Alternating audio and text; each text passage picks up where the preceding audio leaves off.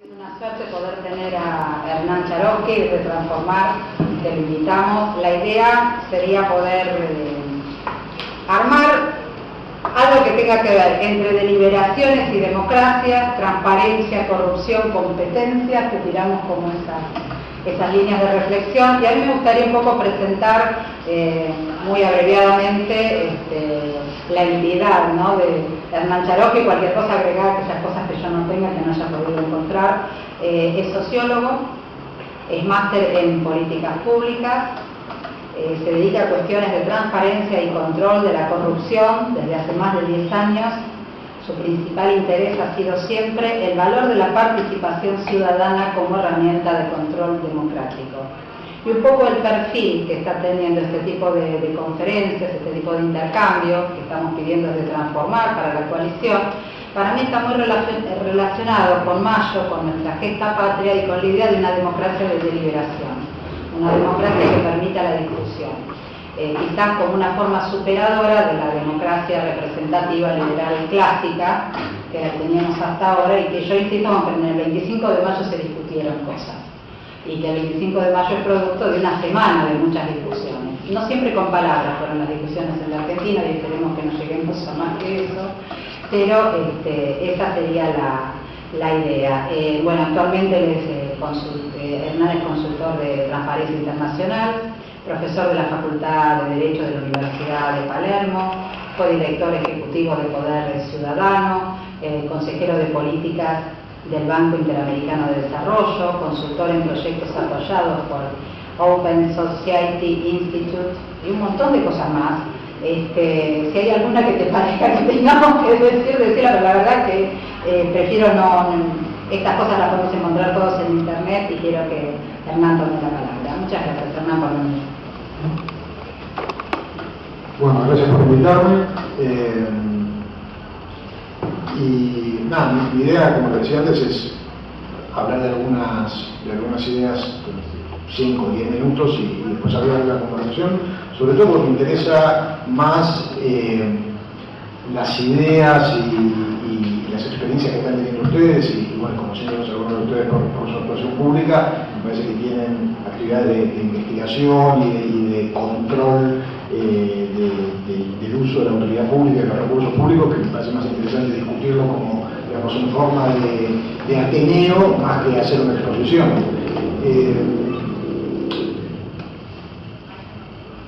Yo empecé a trabajar el tema de transparencia y corrupción cuando terminaba el menemismo, en los últimos años del menemismo, y cuando se creaba la alianza. Ese fue el contexto, que es un contexto muy distinto del que vivimos ahora en términos de cómo se interpretaba, qué pasaba con la cuestión de la corrupción, y muy distinto en un sentido cultural, digamos, en el sentido de cultura política que tenía la cuestión de la corrupción. Si pensamos desde los años 90 para acá, hubo una ruptura de cierta asociación que existía entre la demanda política y social de transparencia y lo que podríamos llamar valores progresistas en lo político y en lo social, que tienen mucho que ver con lo que pasó en los 10 años del gobierno kirchnerista. Entonces, voy a volver acá, pero voy a dar un pequeño recuerdo. ¿Sí? Voy a volver a la cuestión cultural, o a la dimensión político-cultural, más que cultural, político-cultural de la cuestión de la transparencia y la corrupción, pero empezando, digamos, del punto en donde empecé, quizá antes inclusive de la época que digo, la formación teórica, sobre estos temas. Cuando uno se empieza a introducir en los temas de control de corrupción en la administración pública, transparencia, los primeros elementos que uno aprende son los más vinculados a las cuestiones conductuales, individuales, todo lo que sobre todo los auditores aprenden, particularmente los auditores forenses, ¿no? Todo lo que tiene que ver con las motivaciones individuales que puede tener un gerente, un empleado, digamos, lo que es la teoría del empleado infiel, lo que es el triángulo del fraude, ¿no? Donde la oportunidad y la racionalización son los vértices que permiten finalmente digamos, que la necesidad o la voluntad o el deseo de corrupción se realice, y sobre eso, que era algo más que venía de la teoría de la empresa y del management, uno aprende muy tempranamente, cuando se mete en estos temas, la famosa fórmula de Robert Kierkegaard, que dice que corrupción es igual a monopolio, más discrecionalidad, menos transparencia, ¿no? Y ese es como un paso más en la complejización del análisis de la corrupción. Kierkegaard escribió esto en los años 80, si no me equivoco,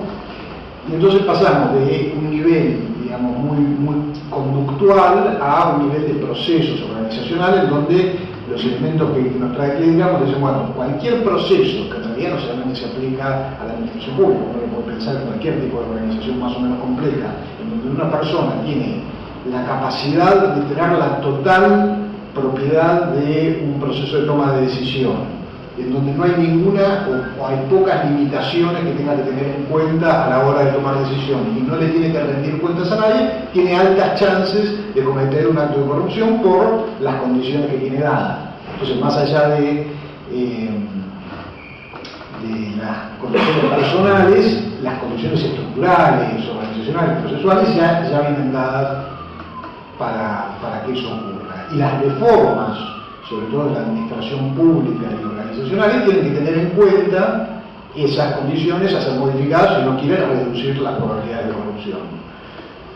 Paralelamente, no solo posteriormente, paralelamente, inclusive desde antes, hubo una larga corriente de estudios más vinculados a lo que podríamos llamar el institucionalismo y a la economía, y a la economía política principalmente. Y la idea de que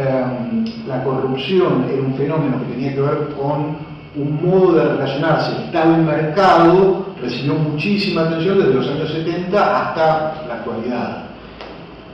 Y hay muchísimos autores que trabajaron en ese tema, pero digo, más allá de conocer una cosa académica de quién dijo qué, lo que podemos sacar en limpio es la idea de que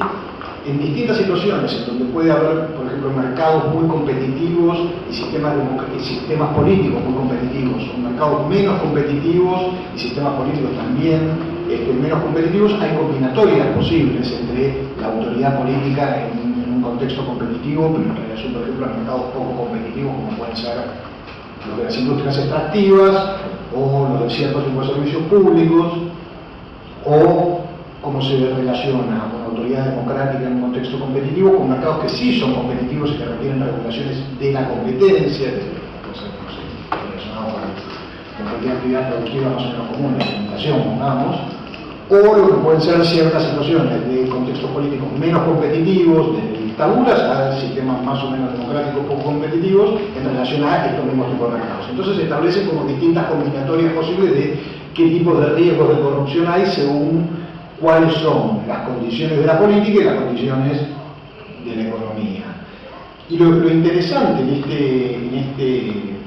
yo no lo veo como análisis incompatible, sino que más bien lo veo como juego de babushkas, ¿no? Tenemos la más chiquitita, que es el análisis conductual por el que habíamos empezado, y nos vamos yendo a las situaciones más estructurales. Pero la que no me interesa de ninguna manera en este contexto, no porque no sea relevante, sino porque no me interesa, y creo que hay buenos motivos políticos para que no me interese, y la más chiquitita, que es la que tiene que ver con la moral personal, las condiciones personales, porque cuando en la discusión política la gente se empieza a tirar con la ética, muy probablemente de ese barro no se sale. Pero cuando hablamos de procesos, hablamos de instituciones, hablamos de desarrollo económico, de competencia, de condiciones institucionales de la economía, son cosas en las cuales la discusión por lo menos tiene mejores condiciones para hacer una discusión que lleve a algún lado. Entonces, esto, digamos, como una cosa para anotar aparte, ¿no? Para dejar aparte como una conclusión provisoria de estas conversaciones. Digo, porque yo estoy pensando en que ustedes hacen política y que esto tiene que ser algo que sirva para la política, no me digo abstracta. Entonces, les voy a hacer algunas sugerencias también de cómo me parece que la comunicación y el trabajo en estos temas puede llegar a ser más fructífero. Yo creo que en la medida de lo posible, siempre lo mejor es salirse de los calificativos y las discusiones éticas y de ética personal. Por más que uno lo sabe y sabe que una persona es un sinvergüenza y que una persona con determinada formación moral no haría cierto tipo de cosas, creo que lo mejor en la discusión política es evitar la babushka más chiquitita de la conciencia individual e ir a las condiciones organizacionales, a los procesos, a las condiciones políticas, a las instituciones de la economía, porque finalmente eso es lo que hace al interés común y no a las decisiones personales de los individuos. Y entonces cuando yo empecé a trabajar estos temas a finales de los 90, especialmente, había empezado antes, pero más fuertemente a finales de los 90, después en la Oficina Anticorrupción en los años de la Alianza y después bajo el gobierno de Guardia, en los primeros años del kirchnerismo, tuve la oportunidad de toparme con algunos casos muy interesantes, algunos muy conocidos como puede ser de las coimas del Senado, o mucho. Yo me tocó trabajar con el tema del PAMI y de las obras sociales, especialmente el PAMI famoso de Alderete, y casos quizás menos conocidos, más relacionados con, por ejemplo, la administración de las obras sociales,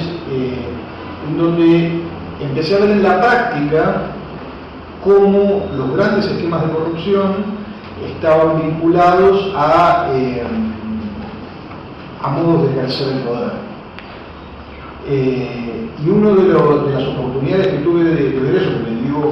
una amplitud bastante grande de explorar distintos campos, donde esto pasaba fue justamente la investigación en los primeros años de las coimas del Senado, que visto desde ahora parece todo bastante resuelto, pero ustedes piensen que Contacuarto aparece recién en el año 2004,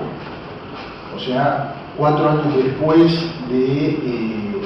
los hechos.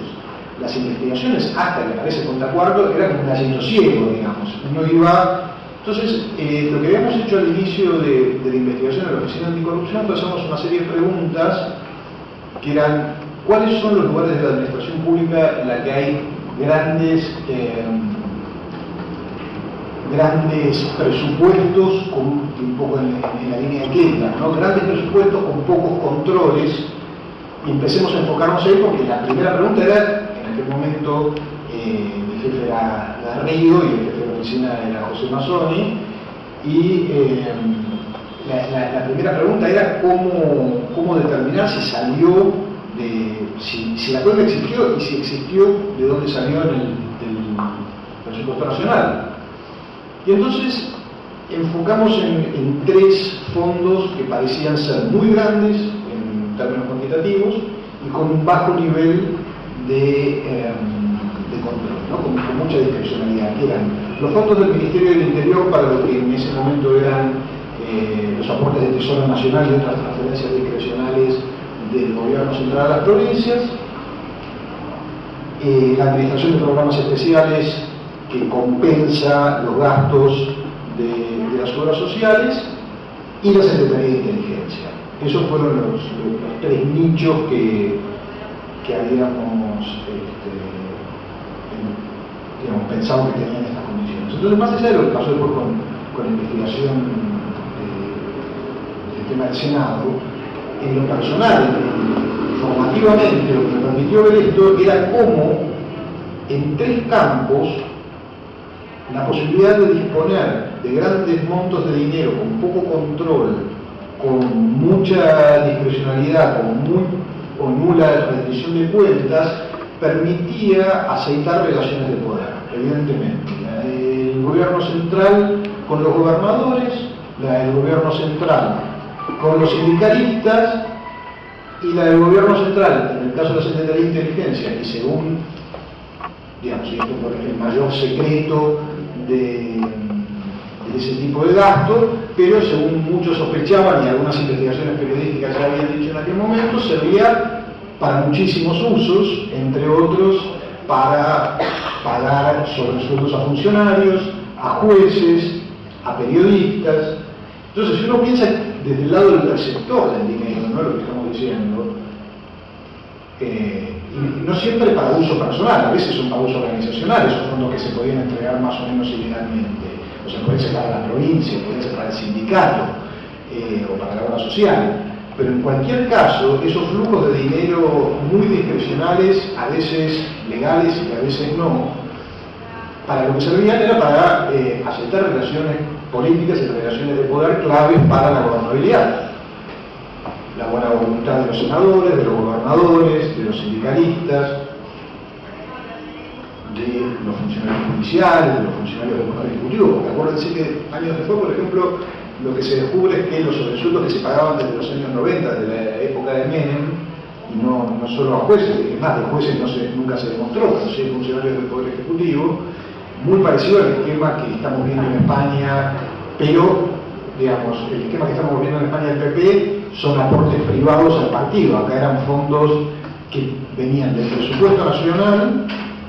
se negreaban, o sea, se pasaban del blanco del presupuesto al negro de la discrecionalidad de la Secretaría de Inteligencia con una transferencia presupuestaria, y de ahí iba en bolsos a los funcionarios. Entonces, la visión de este esquema radial, ¿no?, en donde hay un Estado central con capacidad de comprar voluntades por afuera de la ley, ya sea que siempre por afuera de la ley, o sea, más allá de que en algunos casos el dinero fuera para enriquecimiento personal o no. Y acá, de nuevo, se ve la importancia de no meterse tanto en el juicio moral de las personas, para qué usan el dinero, porque la contraria de esa, y acá nos metemos un poquito en el tema cultural, es lo que dicen, bueno, roba, pero roba con el partido, ¿no? Como si eso mejorara las cosas con respecto al que roba para enriquecerse. Entonces, lo que yo digo, aquí no metamos con las motivaciones, no nos metamos con la ética personal, sino con lo que tiene que ver con los funcionamientos institucionales. Y entonces, bueno, después de la crisis del 2001, los cambios de gobierno, el fracaso de la Alianza como proyecto anticorrupción, en algún sentido lo había sido, ¿no? La Alianza se había propuesto como una experiencia política de transparencia y de reforma. Después de ese fracaso, la pregunta que yo me hacía era, bueno, si lo que yo había visto era que la corrupción era un problema sistémico que hacía la gobernabilidad, es decir, no era meramente la inmoralidad o la avaricia de algunos personajes, sino que tenía que ver con un modo en el cual se relacionan los actores políticos para mantener un esquema de gobernabilidad. ¿Qué posibilidades hay de que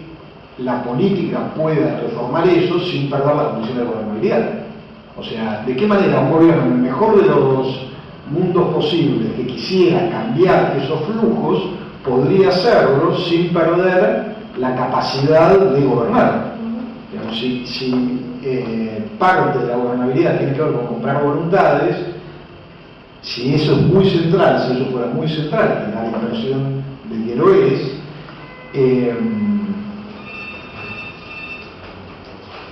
es muy difícil pensar un proceso de reforma. Digo, pensemos, porque uno me podría retrucar acá y decir, bueno, las transferencias del Estado central a las provincias son políticas, pueden ser discrecionales, pero no son necesariamente corruptas. Es cierto, y ese es, digamos, un límite importante de demostrar de lo que puede ser una institucionalidad más o menos lábil, que permite más o menos la discrecionalidad política para obtener beneficios, y eso uno lo puede ver en sistemas, si se tienen algún punto más sano como en Estados Unidos. Uno puede decir, bueno, los senadores y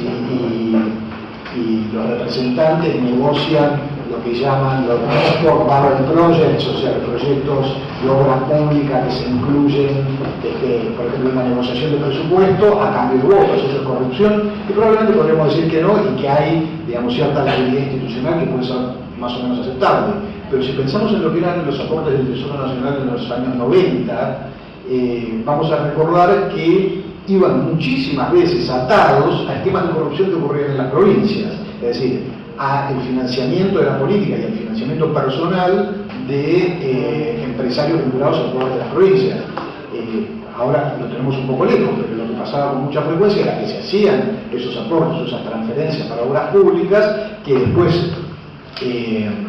tenían principalmente contratos de provisión de obra pública, como lo que estamos viendo ahora en el caso de Baez, o como ven en cada provincia. Hubo hace poco una nota interesante en Perfil, donde marcaba cuál era, digamos, el proveedor de obra pública favorito de una serie de gobiernos provinciales. Entonces, el límite pasa por la clásica definición de corrupción, que es el uso de los recursos públicos con fines privados. Lo mismo en el caso que les decía de las obras sociales. El problema no es, o no es tanto, pero básicamente diría no es, que haya cierto nivel de discrecionalidad para que la administración de programas especiales le pague primero a una obra social amiga y último a una obra social enemiga, lo cual está mal, pero tiene que ver con un flojo esquema de institucionalidad,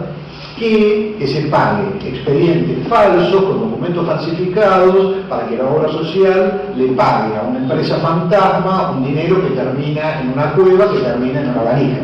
Estoy hablando de casos reales, no estoy hablando de casos hipotéticos.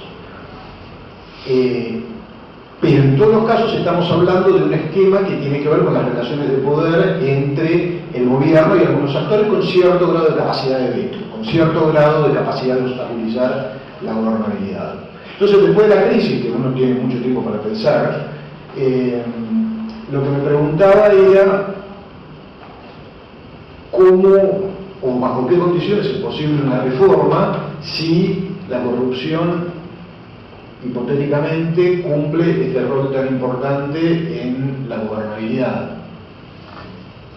Y la única respuesta que se me ocurre es que lo único que el cambio o el factor que puede compensar la pérdida del poder que significa reformar, dejar de incurrir en esas prácticas, es la participación ciudadana. O sea, solamente el poder democrático tiene algún tipo de chance de compensar eso. Y la movilización ciudadana y la participación ciudadana es algo muy difícil de conseguir. Así que las chances de éxito de esto son en principio bajas. Digo, a igualdad de factores no se me ocurre otra cosa que pueda compensar el poder del dinero ilegal para comprar voluntades que el control y la transparencia, básicamente, no necesariamente directa, más o menos directa según los casos, de los ciudadanos. El siguiente paso, y acá vuelvo un poquito a cómo evolucionó el pensamiento, los estudios sobre la corrupción, inclusive las experiencias de advocacy internacional de ONGs en el mundo sobre el tema de la transparencia y la corrupción, es que a partir del año 2004, 2005, digamos, los últimos 6-7 años, empezó a haber, así como en los años 90, con el surgimiento de Transparencia Internacional, habían aparecido, digamos, la demanda y las organizaciones de la sociedad civil global y nacionales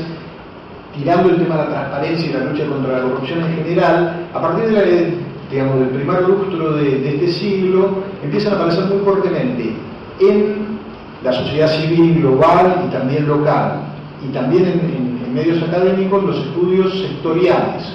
sobre transparencia y corrupción. Empiezan a aparecer cada vez más ONGs, iniciativas y estudios especializados en la transparencia de las industrias extractivas, de los sectores de obra pública, del sector salud. Y lo que tiene de interesante este enfoque, en relación a lo que les decía antes, digamos, de la importancia política de la participación ciudadana como factor, es que se vinculan más directamente a intereses concretos de las personas, no a una idea abstracta de transparencia y de calidad institucional, como que es algo que está bien y como ciudadanos está bien que lo valoremos y que forme parte de lo que queremos, sino que se vinculan más directamente con las experiencias cotidianas de las personas. Es decir, el ejemplo quizá que está más desarrollado en muchos aspectos es lo que tiene que ver con industrias extractivas. Las experiencias que se han hecho en iniciativas como la más importante es la iniciativa de transparencia en industrias extractivas, que se llama por las siglas en inglés EITI, que lo que se ha propuesto es generar mesas de consenso nacionales entre el sector privado, el sector público y la sociedad civil para establecer, digamos,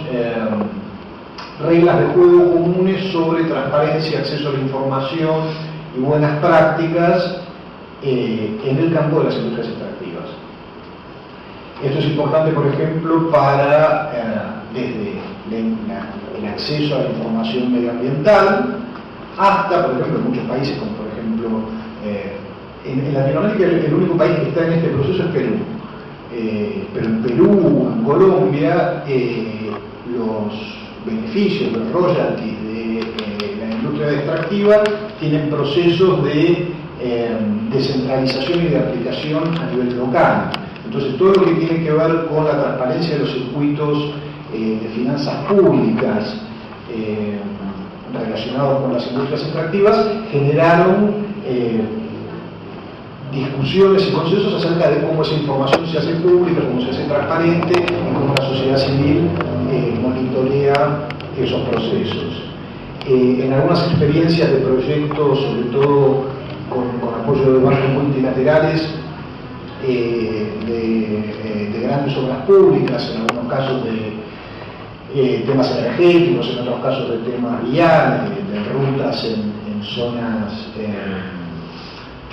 agrestes, donde hay pueblos originarios, etc. Ha habido muchos conflictos, al igual que con las industrias extractivas, muchísimos conflictos por temas ambientales, por la modificación, por el impacto social, pero también hay experiencias de mesas de consenso multiactores, digamos, del sector privado, gobierno, sociedad civil, y en donde el acceso a la información y la participación ciudadana son parte de la discusión y se acuerdan reglas de juego para que haya cierto nivel de participación. Entonces esto, volviendo para atrás, lo digo porque no creo que tiene un interés en sí mismo, para pensar en los distintos temas en los que ustedes trabajan, pero además como el problema, digamos, de cómo se rompe el equilibrio corrupto, por llamarlo de alguna manera, de los intercambios políticos. Es decir, creo que la participación ciudadana es clave, pero la participación ciudadana como concepto abstracto no nos va a llevar a ninguna parte, digamos. Sí, en cambio,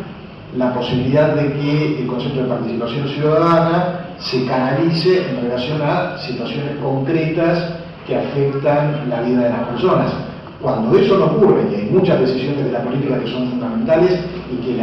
impacto en la vida de las personas es inmediato, bueno, por supuesto, para eso están los representantes, digamos, para eso tenemos una democracia representativa.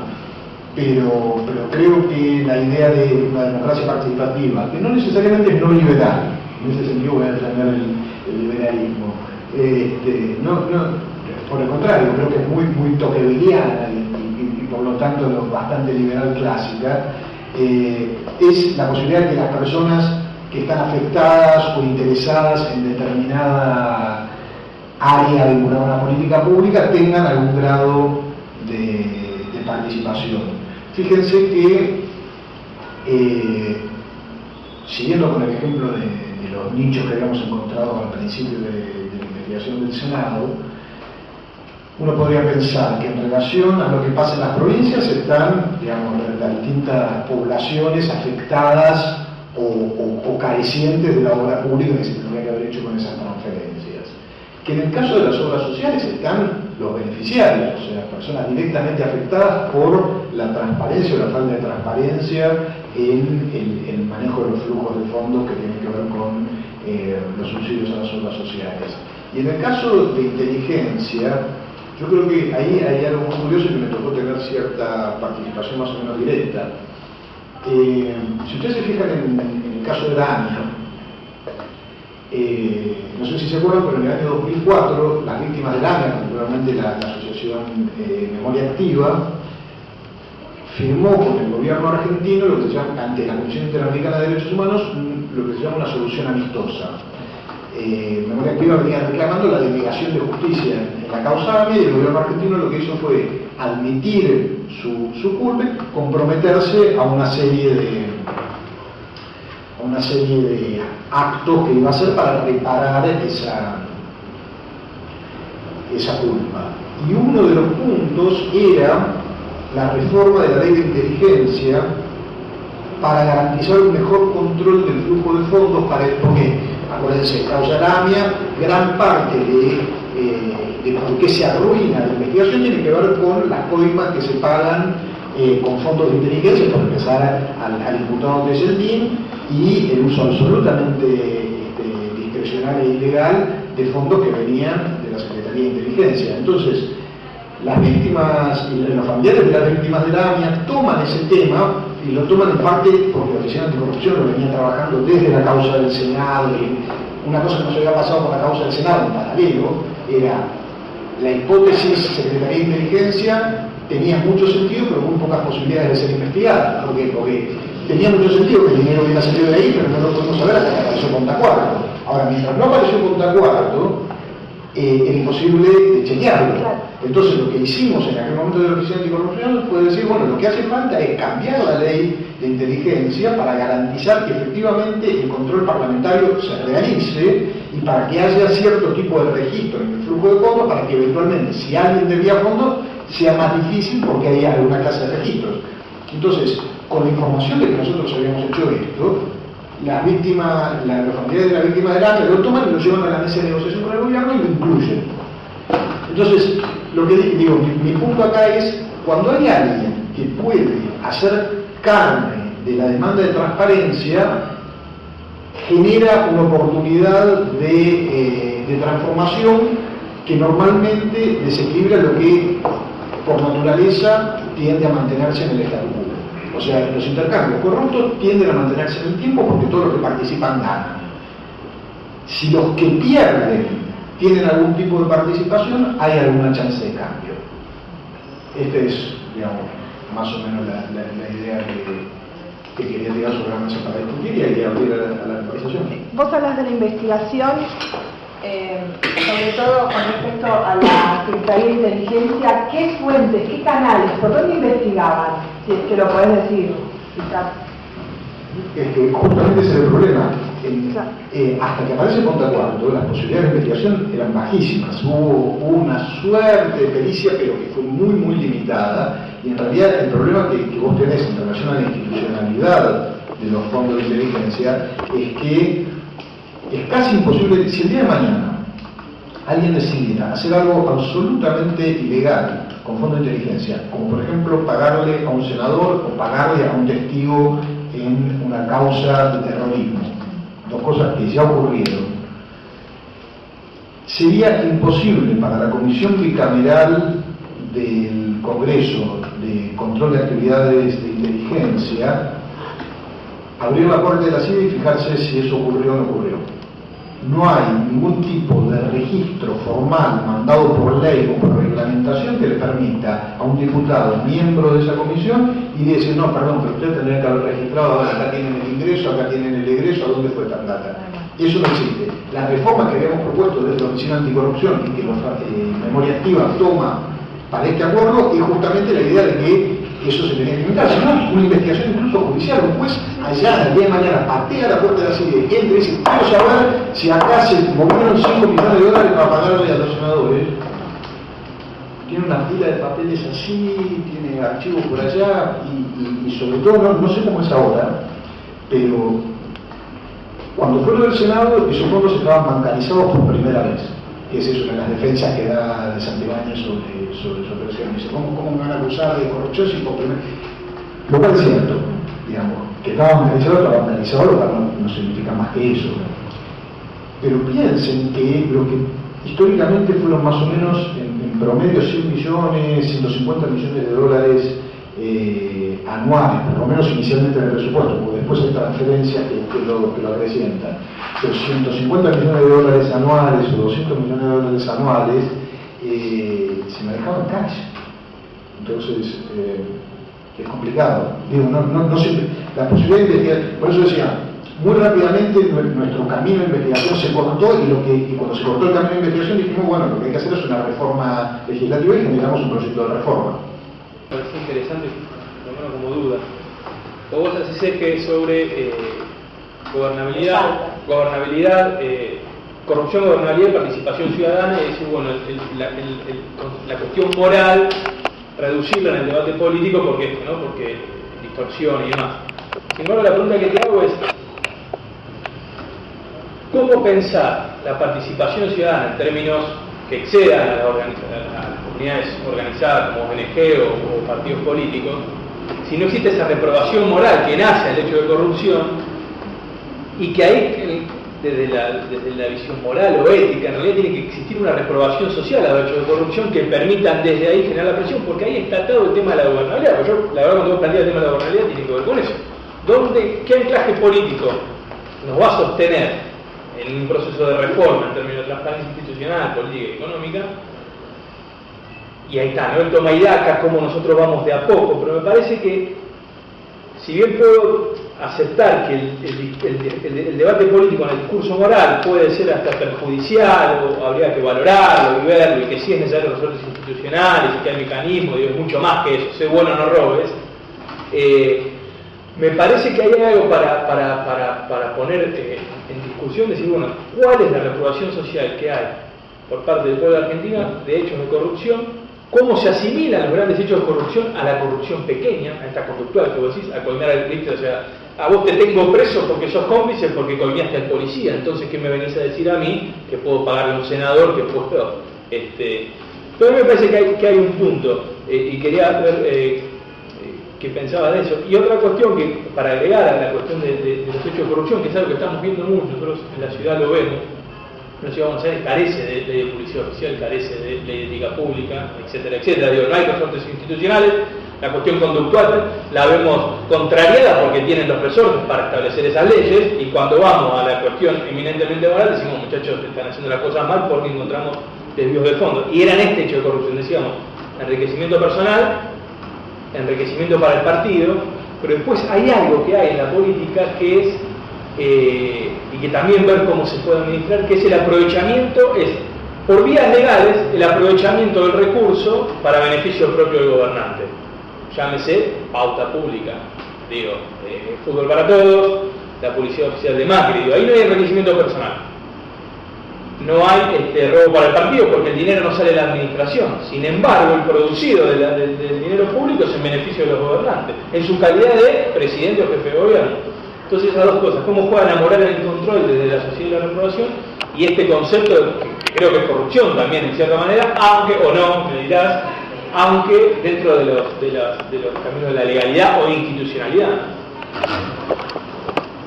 Creo que las dos preguntas se relacionan un punto por el que voy a empezar por la segunda. El problema que tenemos cuando hablamos de estas cosas es que ya la palabra corrupción nos complica un poco la vida, porque nos lleva inmediatamente a la cuestión moral. Entonces, cuando uno dice, bueno, pero tal cosa, eso no es corrupción, ya está preguntándose, bueno, ¿eso no es un problema moral o eso no es un tema penal? ¿No? Estas son las dos cosas que ocurren. Entonces, dejemos un segundo entre paréntesis la palabra corrupción, pero usemos la definición de corrupción, la clásica, la que usa Transparencia Internacional, el Banco Mundial, etcétera, que es el uso de la autoridad o del recurso público con fines particulares. Les quiero reformar un poquito para dar un nivel de abstracción un poquito mayor que el que normalmente tiene, ¿no? Evidentemente, lo que vos describís con respecto a la publicidad oficial cae en esta definición de corrupción. O sea, aunque dejemos entre paréntesis la palabra corrupción, es el uso de un recurso público con un fin particular, que es el del partido de gobierno, el del dirigente, el de la presidenta, el del jefe de gobierno de la ciudad. Entonces ahí hay un problema. Ahí hay claramente un problema que podemos decir que es el problema del uso particularista de los recursos públicos, que en una definición de corrupción es corrupción, aun cuando quizás inclusive no sea un delito, que habrá que lo pueda discutir, porque uno podría decir, bueno, si yo beneficio injustificadamente a una parte privada de eso, negociaciones incompatibles con la función pública, podría ser, pero es una discusión que no vale la pena. Pero cada vez más, y habiendo venido de lo que sería la investigación de casos de corrupción del lado penal, estoy cada vez más convencido de que eso no es lo que nos va a sacar de esto. Eso hay que hacerlo, hay que mejorar las instituciones para que eso ocurra, pero me parece que el cambio es mucho más de largo plazo.